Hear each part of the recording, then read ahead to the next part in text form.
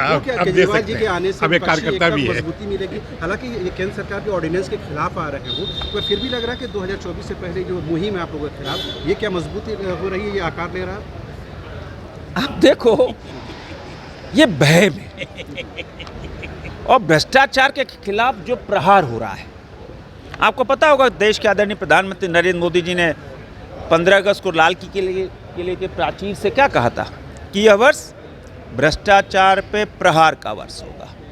आप देखो, जहाँ जहाँ ईडी, इनकम टैक्स, सीबीआई जहाँ रेड कर रही है, करोड़ों में रुपए निकल रहे हैं, तड़पण हो रही है कि अरे ये तो हमारी काली कमाई, भ्रष्टाचार, जो पैसा भ्रष्टाचार से कमाया वो सब तो जा रहा है। और ये तो 2024 सामने है, देश की जनता मोदी के साथ खड़ी है। देश नहीं, आप दुनिया की जनता। आप देखो, एक दो तुलनात्मक अध्ययन करो। देश के प्रधानमंत्री जाते हैं तो दुनिया का सबसे सशक्त राष्ट्र का सशक्त राष्ट्राध्यक्ष क्या बोलता है?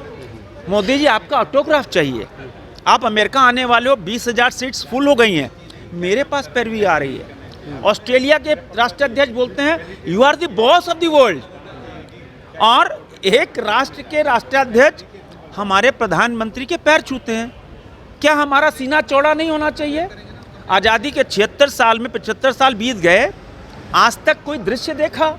लेकिन दूसरी ओर आप देखो, एक हमारे कांग्रेस पार्टी के राहुल गांधी हैं, वो अमेरिका गए, जब जहाँ जाते हैं भारत के विरोध में बात करते हैं, भारत की प्रतिष्ठा के खिलाफ बात करते हैं। क्या यह जायज़ है?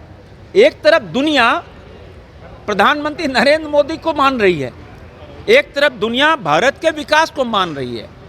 अभी सर्वे आया मीडिया में कि जब हम 25 साल बाद जब हम 100 साल मनाएंगे तो अमेरिका और चीन को पछाड़कर दुनिया का 1 नंबर राष्ट्र भारत बनेगा।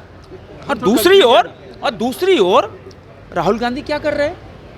राहुल गांधी देश की प्रतिष्ठा के साथ खिलवाड़ कर रहे, देश को बदनाम कर रहे, विदेशी पैसों की चाह में, विदेशी पैसे की उसमें वो अनाप शनाप बकरे। अभी 2 दिन पहले अमेरिका में सिर्फ 200 लोग थे, सिर्फ 200 लोग, और माफ़ करेंगे उन 200 लोग में अधिकांश अल्पसंख्यक थे, और वहाँ पर कैसे कैसे भारत के विरोध में बयान दिया। उन्होंने कहा 1980 में भी भूल गए, अपनी ही सरकार के खिलाफ उन्होंने बयान दे दिया कि 1980 में भी भारत में क्या क्या कुछ हुआ। तो उसमें किसकी सरकार थी?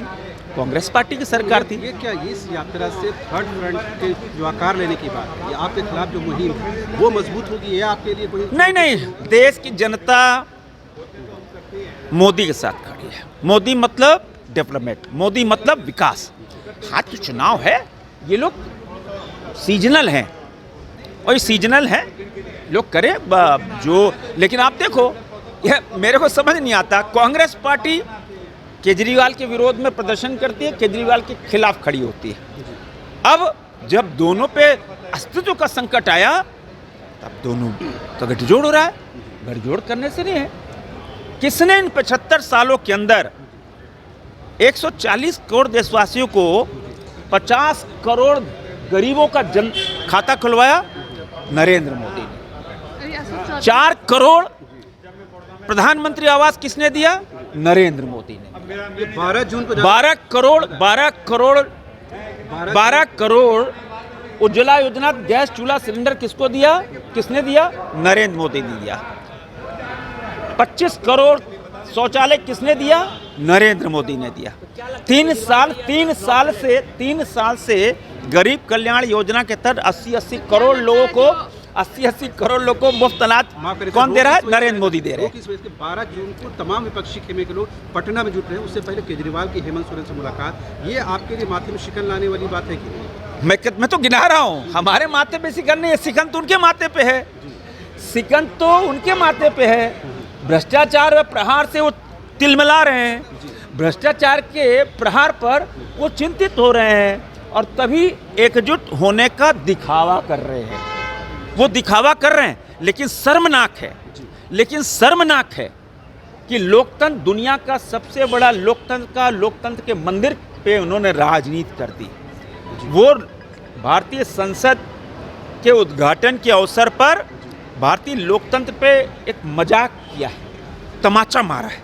देश की जनता भूलेगी नहीं कि लोकतंत्र के मंदिर का शुभ उद्घाटन हो रहा है और आप उसमें तमाशा कर रहे हो, आप उसका बहिष्कार कर रहे हो।